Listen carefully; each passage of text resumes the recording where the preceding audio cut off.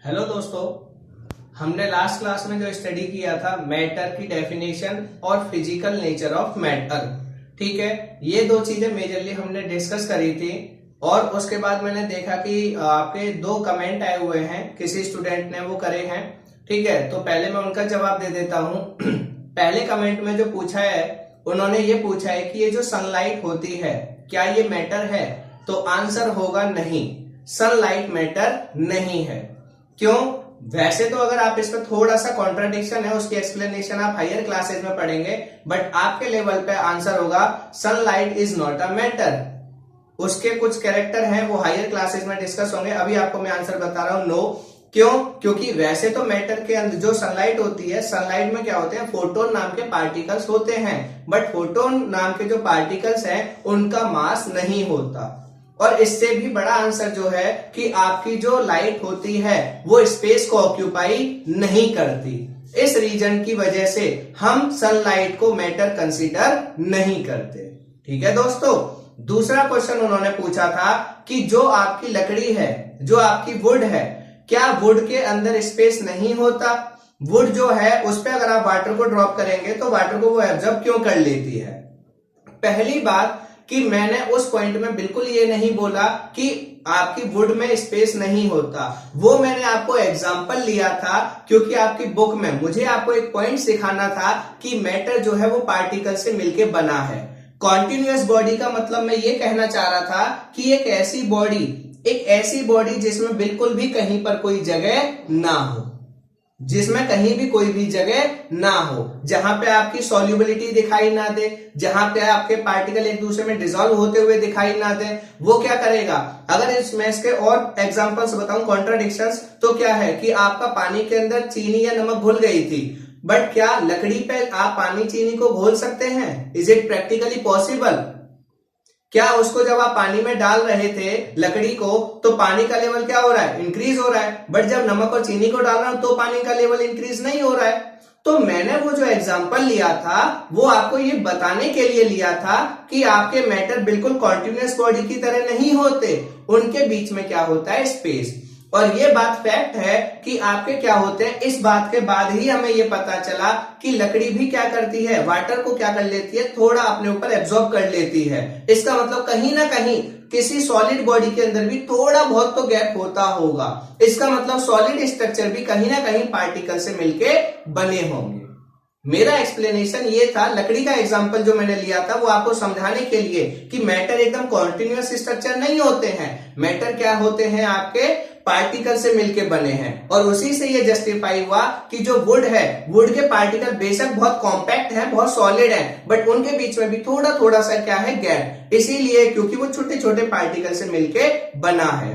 ठीक है, I hope आपके वो दोनों डाउट क्लियर हो गए होंगे। और भी किसी को कोई डाउट हो तो प्लीज कमेंट सेक्शन में डाल दीजिए, मैं जवाब दूंगा।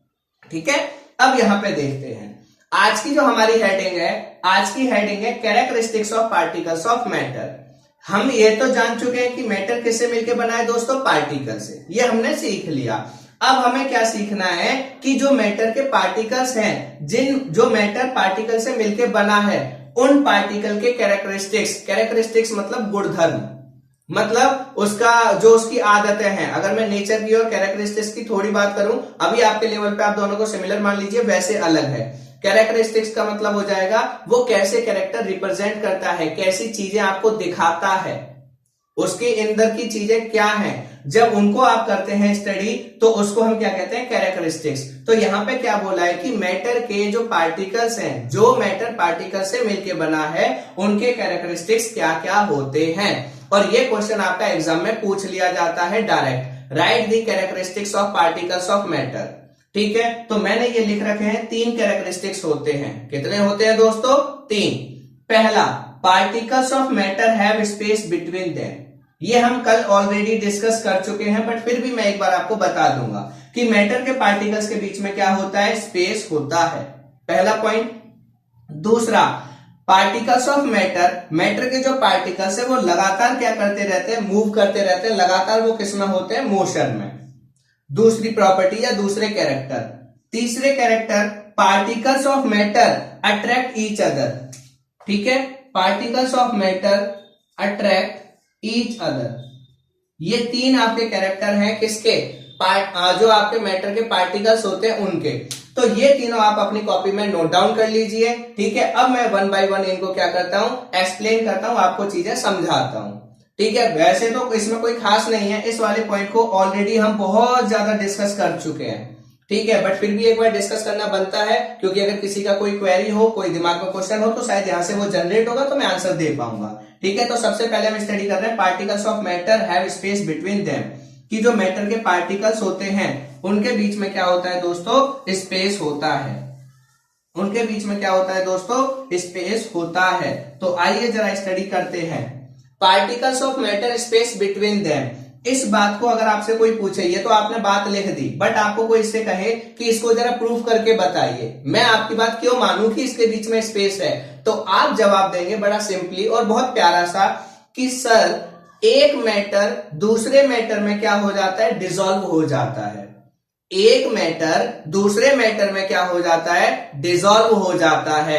और कोई भी चीज किसी में डिसॉल्व इसीलिए होती है क्योंकि उसके अंदर उसके पार्टिकल्स के बीच में क्या होगा, गैप होगा, जो हम लास्ट क्लास में पढ़ चुके हैं, जो मैंने आपको काफी अच्छे से बताने की कोशिश करी थी, ठीक है। तो आपका आंसर हो जाएगा, जब भी आपसे कोई ये क्वेश्चन करे कि particles of matter have space between them, yes, because जो आपका क्या होता है, सॉल्युबिलिटी होती है, क्या, सॉल्युबिलिटी, कि जो भी चीज आपकी किसी में सॉल्युबल हो जाती है, या जो आपकी घुलनशीलता होती है, कि कोई भी चीज किसी में घुल जाती है, वो सिर्फ इसी वजह से क्योंकि मैटर के पार्टिकल्स के बीच में क्या होता है, स्पेस।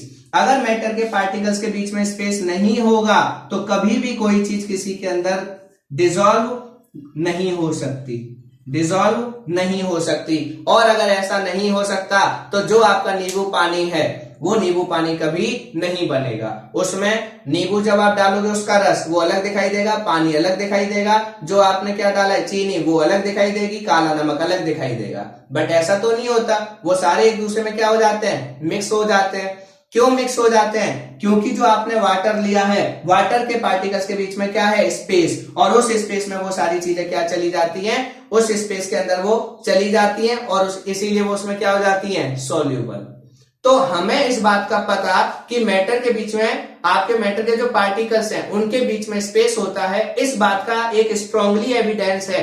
क्या एविडेंस है, कि एक चीज दूसरी चीज के अंदर क्या हो जाती है, डिसॉल्व हो जाती है। अगर कोई भी एक मैटर दूसरे मैटर में डिसॉल्व हो जाता है तो इसका मतलब कि जो मैटर के पार्टिकल्स हैं उनके बीच में क्या होगा, स्पेस होगा। आई होप आपको ये पॉइंट क्लियर हो गया होगा। यहां से और ज्यादा आपको जानने की जरूरत नहीं है, सिर्फ आपका ये पॉइंट है, ये आपको ध्यान रखना है। मैंने आपको उसका जस्टिफिकेशन भी दे दिया, रीजन भी बता दिया कि अगर आपसे कोई क्वेश्चन करे तो आप ये रीजन देंगे, ठीक है। क्लियर हो गया पॉइंट। अब आते हैं दूसरे पे, ठीक है। यहां से ये पॉइंट क्लियर हो गया। एक डेफिनेशन है वो अभी आगे भी आएगी, तब मैं आपको बताऊंगा। अगर आप चाहें तो यहां भी लिख सकते हैं, नहीं तो अभी आगे आएगी तब मैं डिस्कस कर लूंगा। अब हम चलते हैं सेकंड प्रॉपर्टी पे। सेकंड प्रॉपर्टी क्या कहती है दोस्तों, सेकंड प्रॉपर्टी में हमने पढ़ा कि particles of matter are continuously moving, particles of matter are continuously moving. तो जरा इसको समझ लेते हैं कि क्या ये है, ये चीज कैसे है, क्या कहानी है, इसको अंडरस्टैंड करते हैं। Particles of matter are continuously moving या इन मोशन, जो भी आप लिखना चाहें। इस पॉइंट को समझते हैं कि जो आपके मैटर के पार्टिकल्स होते हैं वो लगातार मूव होते रहते हैं। अब अगर मैं आपसे कहूं कि आपको, जैसे ग्लास में हमने पानी लिया था, ग्लास में अगर हम पानी लें, ठीक है, और उस पानी को क्या करें, देखें, तो क्या उस पानी वो लगातार आपको चलता हुआ दिखाई देता है? आप कहेंगे थोड़े टाइम बाद जब हम उसको रख देते हैं हमें तो नहीं दिखता चलता हुआ। बट सच्चाई ये है दोस्तों कि उसके पार्टिकल, आप जब पानी को स्टोर करके रख देते हैं उसके बाद भी लगातार क्या करते रहते हैं, मोशन करते रहते हैं। आप कहेंगे इसका एविडेंस कहां है?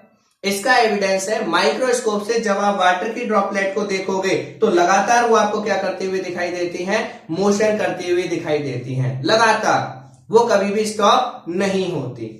ऐसे ही आपके जो मैटर के पार्टिकल्स हैं वो कभी भी स्टॉप नहीं होते, वो लगातार मूव करते हैं। हाँ, ये जरूर मैटर करता है कि वो चीज आपको दिखाई देती है या नहीं। अगर मैं आपको एक फैक्ट बताने की कोशिश करूं, जो आपका फैक्ट है, कांच, कांच आपको लगता है कि वो सॉलिड है, वो कभी भी उसके पार्टिकल मूव नहीं करेंगे। आंसर ये है कि अगर आपने कहीं कांच लगाया है, उसको मतलब थोड़े टाइम बाद, 5 साल बाद, 10 साल बाद जब आप देखोगे तो वो कांच बीच में से पतला हो जाता है, किनारों से थोड़ा सा मोटा हो जाता है। वो ऐसा इसलिए होता है क्योंकि उसके पार्टिकल बहुत धीमी रेट से मूव कर रहे हैं, पर वो मूव कर रहे हैं। मैटर के पार्टिकल्स कॉन्स्टेंटली, कॉन्टिन्यूसली क्या करते हैं? मोशन करते हैं, लगातार चलते रहते हैं। और इसको मैं आपको इस तरीके से नहीं बताऊंगा, मुझे बिल्कुल जरूरत नहीं है कि मैं आपको इस तरीके से बताऊं। मैं आपको बिल्कुल सिंपल तरीके से बताऊंगा कि आपके घर में क्या है, धूप बत्ती, या आपकी क्या होगी, अगरबत्ती, जो भी है, धूप बत्ती है, अगरबत्ती है, जो भी आप अपनी पूजा की सामग्री के लिए इस्तेमाल करते हैं।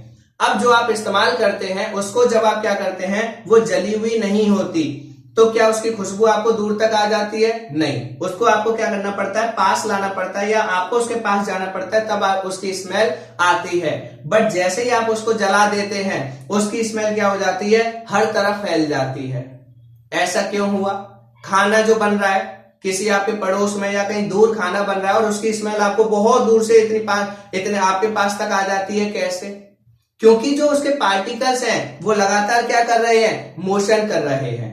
अब इस मोशन में डिफरेंस आ सकता है, एक टाइम पे मोशन बहुत स्लो होगा कि वो आप तक पहुंच ही नहीं पाता, और एक टाइम पे मोशन क्या होगा, बहुत फास्ट होगा, जिसकी वजह से उसकी स्मेल बहुत जल्दी आप तक पहुंच जाती है। पहला पॉइंट क्लियर हो गया कि आपके क्या होते हैं, जो खाने की स्मेल या आपकी अगरबत्ती, मोमबत्ती को जब हम जलाते हैं, अगरबत्ती या धूपबत्ती को, तो उसकी जो आपको स्मेल आती है, ठीक है। दूसरा परफ्यूम, परफ्यूम आपने लगाया, बहुत सारे लोग हैं, सब लोग यूज करते हैं, परफ्यूम आप लोगों ने लगाया और आप जाते हैं दूसरे को, बड़ी तेजी से स्मेल आ जाती है, बस आप उसके पास से होके गए, आप काफी आगे तक पहुंचेंगे, उसको स्मेल आती रहेगी। क्लियर? वो भी क्योंकि उसके पार्टिकल लगातार क्या कर रहे हैं, मोशन कर रहे हैं। तीसरा आपको एग्जांपल दिया है आपकी एनसीईआरटी में कि आप क्या कीजिए, एक पानी का कंटेनर, और उसमें क्या कीजिए आप, ठीक है, स्याही डाल के देखिए, इंक डाल के देखिए, ठीक है। जैसे ही आप इंक डालेंगे, इंक पूरे में क्या हो जाएगी, फैल जाएगी, जो मैंने आपको पोटेशियम परमैंगनेट कराया था। बट अगर आप चाहें तो इंक वाला भी कर सकते हैं, ठीक है, उसमें कोई ज्यादा प्रॉब्लम नहीं है। स्याही लेनी है कोई सी भी छोटी सी, उसको डाल के देखना है, वो आपकी क्या हो जाएगी, पूरे में फैल जाएगी। तो ये जो सारी चीजें हुई, इसका मतलब क्या है कि जो आपके पार्टिकल्स, मैटर के जो पार्टिकल्स होते हैं वो लगातार किस में रहते हैं, मोशन में। इसको बहुत ज्यादा कॉम्प्लेक्स ना बनाते हुए सिंपल शब्दों में समझिए कि आपको क्या हो जाती है, परफ्यूम की खुशबू एक जगह से दूसरी जगह आ जाती है। किसकी वजह से? क्योंकि अब जैसे सिंपल सी बात है, मैंने यहाँ परफ्यूम लगाया, बट बहुत दूर वाले को पता चल गया, मैं उसके पास भी नहीं गया पर पता चल गया, कैसे? क्योंकि मेरे ये जो परफ्यूम के पार्टिकल हैं वो चल के क्या हो गए होंगे, उस जगह तक पहुंच गए होंगे, मतलब वो चले हैं, वो किस में है, मोशन में। उसके बाद आपकी जो आपकी अगरबत्ती है, उसकी स्मेल आपको क्या हो जाती है, जलाने के बाद बहुत दूर तक पहुंच जाती है। क्यों? क्योंकि वो लगातार उसके पार्टिकल क्या कर रहे हैं, चल रहे हैं। तीसरी, जो गर्म खाना होता है उसकी स्मेल बहुत दूर तक पहुंच जाती है, किसकी वजह से? क्योंकि मैटर के जो पार्टिकल्स है वो लगातार क्या कर रहे हैं, मोशन कर रहे हैं। तो यहां पे आपका क्या है, मैं आपको ये बताना चाहता हूं कि मैटर के जो पार्टिकल्स है वो लगातार मोशन में रहते हैं, ठीक है। अब इसके जो आपके एग्जाम्पल है आप उनसे समझ सकते हैं क्या होता है। मैंने जो आपको एग्जाम्पल बताए, आप धूप बत्ती ले सकते हैं बिना जली हुई, और एक बार जला के उसको कहीं कॉर्नर में रख दीजिए, पूरे घर में आपकी क्या हो जाएगी, खुशबू हो जाएगी। या परफ्यूम को एक कॉर्नर में छिड़किए, उसकी स्मेल दूर तक पहुंच जाएगी, ठीक है। ये सब क्यों? क्योंकि मैटर के जो पार्टिकल्स हैं वो लगातार क्या करते रहते हैं, मोशन करते रहते हैं। क्लियर हो गया दोस्तों यहां तक पॉइंट? ये आपकी बुक में दे रखे हैं, ये आपके एग्जाम्पल्स हैं। अब यहां से क्या होता है, पेपर के अंदर एक क्वेश्चन बनता है, एग्जाम के अंदर एक क्वेश्चन बनता है, ठीक है, कि ये पार्टिकल मूव कैसे करते हैं, क्या प्रोसेस होती है, क्या चीजें हैं, तो उनको आइए हम डिस्कस कर लेते हैं। बहुत सिंपल सी बात है, उसमें कोई ऐसी कॉम्प्लिकेशन नहीं है। अब जैसे अगर मैं बात करूं, आपने क्या लिया, धूप बत्ती या अगरबत्ती ली, एक स्ट्रक्चर है, ठीक है, इंसेंस स्टिक, ये आपने एक स्ट्रक्चर बना लिया छोटा सा, ये आपकी धूप बत्ती या अगरबत्ती है, ये आपकी बिल्कुल कैसी है, आपने इसको जलाया नहीं है, तो क्या इसकी स्मेल आप तक दूर तक पहुंचेगी? नहीं, इसकी स्मेल आपको दूर तक नहीं पहुंचेगी। या तो आपको इसके पास आना पड़ेगा या इसको अपने पास ले जाना पड़ेगा। क्यों? इस टाइम जो मैटर के पार्टिकल्स हैं वो बहुत धीमे धीमे चल रहे हैं, वो बहुत धीमे धीमे चल रहे हैं, वो आपको उनकी मूवमेंट दिखाई ही नहीं दे रही, उनकी मूवमेंट आपको दिखाई नहीं दे रही। बट जैसे ही आप इसमें आग जलाएंगे, जैसे ही आप इसको क्या करेंगे, आग देंगे, आग देने पर ये क्या करेगा, जलेगी। और जैसे ये जलेगी, ठीक है, तो इसके क्या होंगे, पार्टिकल्स तेजी से भागेंगे। इसके जो पार्टिकल्स है वो क्या करेंगे, तेजी से भागना शुरू करेंगे। और जब तेजी से भागेंगे तो जो बंदा यहां पे था उसको स्मेल आएगी, जो यहां पे था उसको भी आएगी, और देरी से जितनी दूर तक जाएंगे उतनी दूर तक इसकी स्मेल आती जाएगी। अब इस प्रोसेस को क्या कहते हैं और ये होता कैसे, अब देखो मैं आपको समझाता हूं, आप इसको रटना मत। आप क्या है, गर्मी के टाइम पे, ठीक है, गर्मी के या सुबह के टाइम पे, सिंपल सुबह के टाइम पे आप रोड पे या छत पे जाइए नंगे पैर, ठीक है, स्लीपर्स वगैरह या आपके जूते वगैरह मत पहनिए, नंगे पैर जाइए। आप आराम से क्या कर सकते हैं, सीमेंटेड रोड पे या छत पे जॉगिंग कर सकते हैं, चल सकते हैं, कोई प्रॉब्लम नहीं है, कंफर्टेबली आप क्या कर सकते हैं, मूव कर सकते हैं, कोई भी इश्यू नहीं होगा आपको, 1% भी नहीं, ठीक है। बट इसी की जगह अगर मैं दोपहर में आपको 3 बजे बोलूं कि 3 बजे आप जाइए, तो क्या आप इतने आराम से जॉगिंग कर पाएंगे, मुझे तो नहीं लगता, प्रैक्टिकली नहीं। आप क्या करेंगे, तुरंत इतनी तेजी से भागना शुरू कर देंगे, एकदम उछल उछल के भागेंगे, मतलब आपकी जो स्पीड है वो क्या हो गई, बढ़ गई। आपकी स्पीड क्या हो गई, बढ़ गई। क्यों, क्योंकि गर्म करने से हमने इसका क्या बढ़ा दिया, टेम्परेचर। गर्म करने से हमने इसका क्या बढ़ा दिया, टेम्परेचर। जैसे ही टेम्परेचर बढ़ता है तो जो पार्टिकल्स हैं वो बहुत तेजी से क्या करने लगते हैं, भागने लगते हैं। आपको समझ, रटना नहीं है, बहुत सिंपल, कि आप क्या करते हो, गर्मी या सर्दी के टाइम पे, गर्मी में मान लेते हैं तो जब आप सुबह जाएंगे तो नंगे पैर आप जॉगिंग कर सकते हैं बड़े स्मूथली। बट 3 बजे आप खड़े भी नहीं हो सकते थोड़ी भी देर, आप पैर ऐसे ऐसे ऐसे ऐसे कुछ ना कुछ करते ही रहेंगे। क्यों, क्योंकि जब हीट है तो आपको क्या हो रहा है, जो मूवमेंट है वो हीट ज्यादा लग रही है, तो आप अपने पैरों को बहुत तेजी से हिला रहे हैं। क्लियर, यहां पे क्लियर हो गया। तो आपका टेम्परेचर बढ़ाने से क्या होता है, इस नॉर्मल कंडीशन में इनकी जो मूवमेंट की स्पीड थी वो बहुत स्लो थी, बट यहां पे इनकी क्या हो गई, टेम्परेचर बढ़ते ही मूवमेंट की स्पीड बहुत फास्ट हो गई। क्लियर हो गया यहां तक। अब उसके आगे जो अगला पॉइंट है, ठीक है, उसके आगे जो अगला पॉइंट है, यहां पे ये पॉइंट क्लियर होने के बाद ये आपका टेम्परेचर वाला, हाँ, नेक्स्ट आपका आता है कि अगर मैं बात करूं गर्म खाने की, कि आपकी गर्म खाने की स्मेल या आपकी जलती हुई धूपबत्ती या आपकी अगरबत्ती की स्मेल या परफ्यूम की स्मेल एक जगह से दूसरी जगह क्यों आ जाती है। परफ्यूम को भी हटा देना, अभी गर्म खाने का रीजन समझो। होता क्या है, जो आपका ठंडा खाना है, सपोज कोई आपका क्या है, फूड रखा हुआ है, ये हमने सपोज स्ट्रक्चर ले लिया, ये आपकी कोई डिश है, ये आपकी रखी हुई है, ये कैसी है, ठंडी। अब इस ठंडी में क्या होगा, इस ठंडी में आपका टेम्परेचर क्या होगा, कम। टेम्परेचर क्या होगा, कम। जब टेम्परेचर कम होगा तो इसके पार्टिकल बहुत धीमे धीमे धीमे धीमे एक जगह से दूसरी जगह जा रहे होंगे। बट जैसे ही अगर आपका खाना बन रहा है तो बनते समय उसका टेम्परेचर क्या होगा, बहुत ज्यादा। जब टेम्परेचर बहुत ज्यादा होगा तो पार्टिकल क्या होंगे, बहुत तेजी से भागेंगे एक जगह से दूसरी जगह, और इनके इस भागने की वजह से इनके पार्टिकल्स में एक एनर्जी जनरेट हो जाती है जिसको हम कहते हैं काइनेटिक एनर्जी। जिसको क्या कहते हैं, काइनेटिक एनर्जी।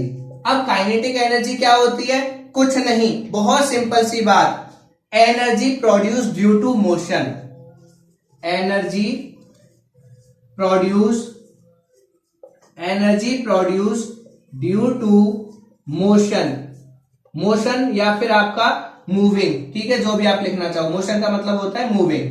तो यहां पे क्या हो गया कि जैसे ही आप क्या करोगे, टेम्परेचर बढ़ाओगे, तो जो आपके पार्टिकल्स है जो बहुत धीमे धीमे चल रहे थे वो आपके क्या करेंगे, बहुत तेजी से भागेंगे। और जैसे ही वो बहुत तेजी से भागेंगे तो उन पार्टिकल्स की काइनेटिक एनर्जी क्या हो जाएगी, उन पार्टिकल्स के अंदर काइनेटिक एनर्जी प्रोड्यूस हो जाएगी। काइनेटिक एनर्जी कब प्रोड्यूस होती है, जैसे मैं यहां से यहां चल के गया तो मेरे अंदर कौन सी एनर्जी, काइनेटिक एनर्जी, यहां पहुंचा काइनेटिक एनर्जी। जैसे मैं, जब भी कोई बॉडी चलती है तो उसकी वजह से उसके अंदर एक एनर्जी जनरेट होती है जिसको काइनेटिक एनर्जी या हिंदी में गतिज ऊर्जा कहते हैं। गतिज ऊर्जा, गति के कारण उत्पन्न ऊर्जा को गतिज ऊर्जा कहते हैं। तो यहाँ पे काइनेटिक एनर्जी इसकी क्या हो गई, ज्यादा, मतलब ये तेज तेज भागेंगे।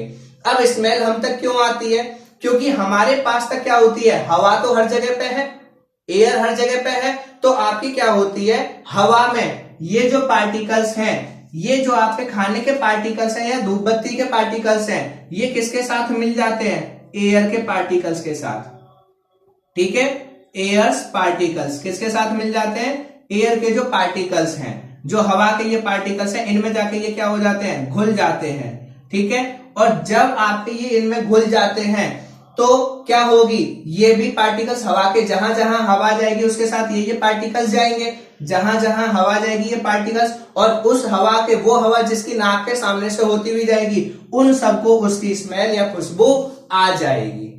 आया पॉइंट समझ में या नहीं? दोबारा रिपीट करता हूं कि जब आप किसी चीज को गर्म करते हैं तो गर्म करने पे उनके पार्टिकल्स की काइनेटिक एनर्जी बढ़ जाती है, और वो काइनेटिक एनर्जी जो बढ़ जाती है उसकी वजह से पार्टिकल क्या हो जाते हैं, किसी चीज के अंदर जो हवा है, हवा के पार्टिकल के साथ तेजी से मिल जाते हैं, और जितनी तेजी से हवा एक जगह से दूसरी जगह जाएगी उतनी ही तेजी से उसकी स्मेल भी एक जगह से दूसरी जगह चली जाएगी। इसमें सिंपल इतना ही स्टेप, अभी मेजरली मैं आपको सिर्फ ये समझा रहा हूं कि आपके कॉन्टिन्यूसली मोशन में होते हैं पार्टिकल्स। इतना आपको क्लियर हो गया। अब मैं खाने पे और आता हूं। खाने के अंदर दो प्रोसेस आपकी होती है, खाना या ये वाली कि गर्म खाने की स्मेल क्यों आती है, या आपकी धूपबत्ती अगरबत्ती की स्मेल क्यों आती है। एक रीजन होता है दोस्तों काइनेटिक एनर्जी, और दूसरा रीजन होता है डिफ्यूजन। वो मुझे डेफिनेशन लिखनी है तो मैं फटाफट लिख के आपको समझाता हूं। पॉइंट क्लियर हो गया ये वाला? अब यहाँ पे देखिए होता क्या है एग्जैक्टली। ठीक है, काइनेटिक एनर्जी आप लोगों ने लिख ली, जब आपके पार्टिकल बहुत तेजी से भागेंगे। दूसरा क्या होता है दोस्तों, डिफ्यूजन। दूसरा क्या होता है, डिफ्यूजन। डिफ्यूजन का मतलब होता है इंटरमिक्सिंग